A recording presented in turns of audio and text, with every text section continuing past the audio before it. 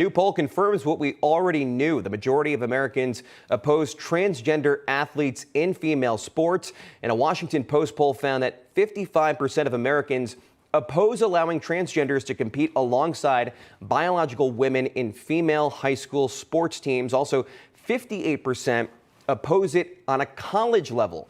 Transgender ideology is threatening Title IX, which gives transgenders a huge advantage on the playing field. And the good news is that massive changes are on the way for transgender athletes in sports. The recent controversy surrounding Leah Thomas, the University of Pennsylvania transgender swimmer, has led to some major changes on the way for transgender athletes in sports. That means with different organizations creating stricter rules regarding those athletes. Now, the International Cycling Union has set far stricter rules. They've halved amount of testosterone permitted and also doubled the length of time trans athletes must wait to compete. And swimming's peak body, FINA, is set to announce big changes on Sunday. Joining me now, Republican congressional candidate from New Hampshire and a former NCAA athlete, Karoline Leavitt. Karoline, thanks for being here. Do you think these minor changes will actually have any impact on the future of biological males joining women's sports teams? And I want to get your thought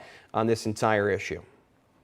No, I don't think these changes will have any effect at all, because the truth is pretty simple. Men and women are entirely different. Men have an unfair biological advantage, and they should not be allowed to compete with women, period. As you mentioned, I'm a former NCAA athlete myself. I played collegiate softball at a Division II school here in New Hampshire, where I'm running for Congress. And I worked very, very hard, as many girls do across this country, to earn that scholarship to compete at the highest level possible. And the fact that in America today, men are allowed to strip us of our scholarships, our championship titles, and our accolades is absolutely disgusting. It shouldn't be allowed to occur. It's one of the issues I'm running to champion in Congress, because this is a violation of federal law. Title IX was signed into law to protect the integrity of female athletics, and now we're just blatantly violating it in plain sight. And as you mentioned in your monologue, the majority of Americans disagree with that. So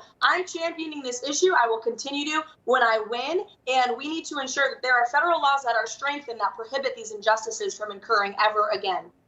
So if the majority of Americans oppose transgender athletes in female sports, why is this happening? Is it because people are too afraid to speak up like you are right now?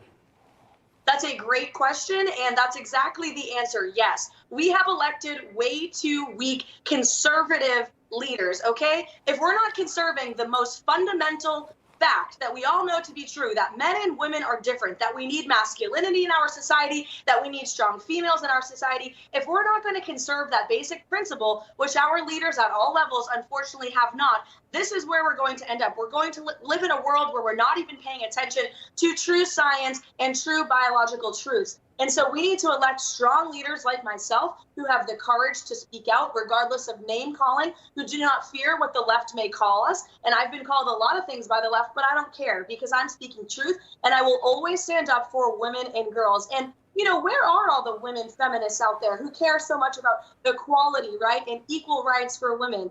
They don't care about the women who were absolutely demolished in the swimming pool by Leah Thomas, who is a man, or all of the other girls that are facing these injustices, not only on the athletic field, but in bathrooms and in prison cells. Not only is it dangerous for our society, but it rids all norms that we hold to be true. So we need to elect strong leaders like myself who will champion policies that prohibit this from occurring and will speak truth for the American people.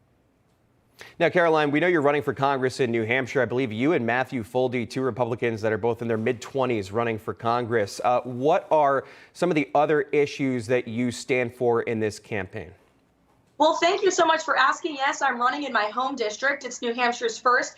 And my platform is pretty simple. Less government, more freedom. New Hampshire is the live free or die state. We take our freedom very seriously here. But I'm running to unseat a far left Democrat incumbent who is a shill for Nancy Pelosi. I want to make the government smaller, less intrusive in the lives of my constituents, whether that's in our economy, our public education system, our election system. We need to ensure state and local control of all of those things. So that's what I'm fighting for, to protect our live free or die states, and to also inspire the hearts and minds of young people across this country who are being indoctrinated by the left, believing in socialism. That's not the American way, and I am on a good path to change it. Would encourage all of your viewers to please support me at my website. It's CarolineForCongress.com, and it's Caroline with a K, so you can't forget it.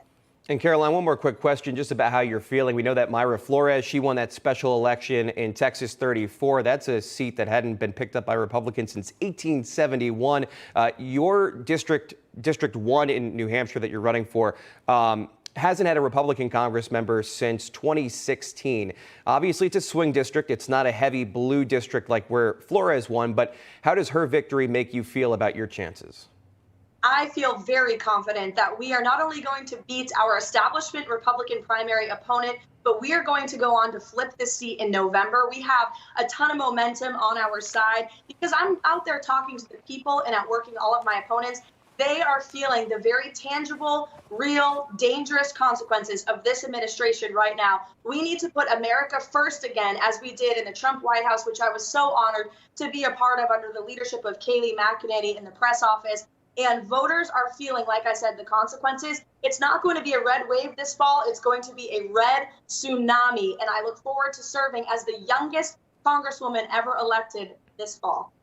Karoline Leavitt on the campaign trail. Caroline, thank you. Thank you. God bless.